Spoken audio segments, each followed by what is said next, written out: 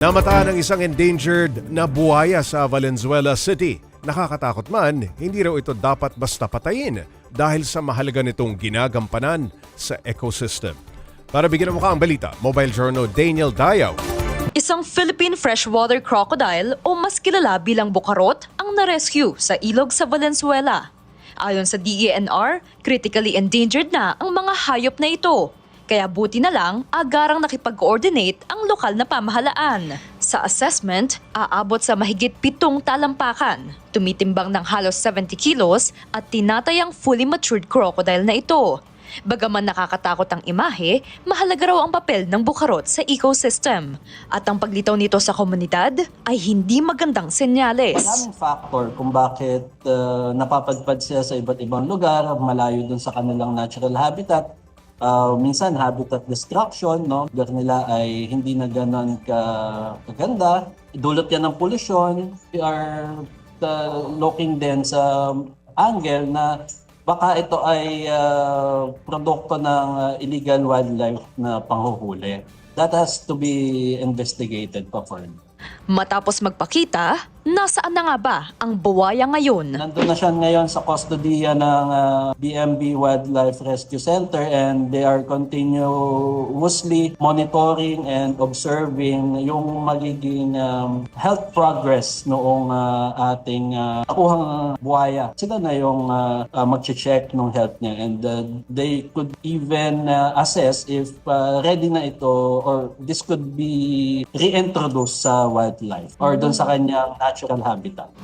Dahil tinatayang 250 na lang ang natitirang bukarot sa Pilipinas, nagpaalala ang mga eksperto sa papel ng publiko sa pagprotekta sa mga wildlife. Kung tayo po ay makakakita ng mga buhaya or iba pang buhay ilang, no? Manatili po tayong kalmado, huwag nating lapitan, huwag nating huhulihin at huwag natin pong sasaktan yung hayop. Napakahalaga nung role ng community doon sa pagre-report ng wildlife sightings at pangangalaga sa mga natural habitats. Nailigtas man ang buhaya, isang paalala pa rin ang insidenteng ito. Nabaliban sa mga hayop, alagaan din natin ang ating kalikasan. Mga kapatid, Mobile Journal, Daniel Dayaw po hatid ang mukha ng balita. Pag-usapan pa natin itong buhayang bukarot kasama si Mobile Journal Daniel Dayaw.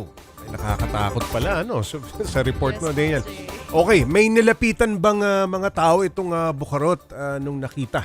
Pops Ray, actually, ito ay na-rescue April 15 pa ng Valenzuela City Veterinary Services Office. At ang sabi naman sa akin ni DNR Mayo North na si Director Glenn, ay wala namang nalapitan so far ito. And the safe na na-rescue itong bukarot nga, Pops Ray.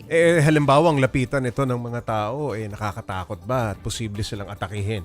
Yes, Pops Ray, ito kasing bukarot is naturally elusive sila. Pero syempre, yun nga sabi ng DNR Mayo North, syempre kapag na-trigger mo ang kanilang safety, ay pwedeng atakihin ka din ng itong buhaya na ito. Nakahuli mga tauhan ng DNR, tama ba?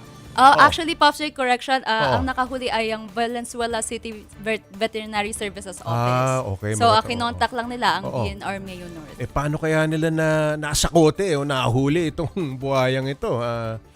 Maalam ba sila?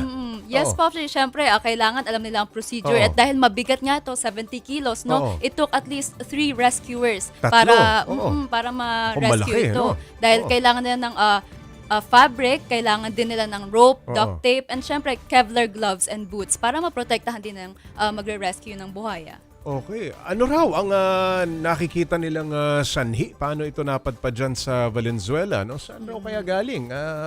Malamang illegal yung paraan ng pagkakita sa kanya dito. Yes, Pops Ray, ito kasing buhay na to, critically endangered na talaga siya. So, born talaga siya sa Mindoro and may sighting siya sa Region 3. Pero ito kasi, ang pinaka-tinitingnan ng angle natin dito is habitat destruction, pollution, unsustainable fishing. Pero isang angulo dito ay wildlife trading, illegal wildlife trading. Dahil ayon sa nakausap ko na si Director Glenn, ay hottest daw sa illegal wildlife itong bukarot na ito. Mahal kung ibebenta sa black market. Possible Ganun ba, yun. Daniel? Yes, Pops Ray. Okay, posible naman kayang may kasama, hindi lang nag-iisa ito, may kasama pa. Itong bukarot na ito. Yes, Pops, so far right now, ang Oo. sinabi lang ay nakita isa lang. Pero dahil nga ito ay critically endangered na at nako-consider ang possible na habitat destruction, posible na may makita pa tayong ibang bukarot. Ayun. Ano ba ang parusa, Daniel? Halimbawang mahuhuli yung sangkot dito sa illegal trading.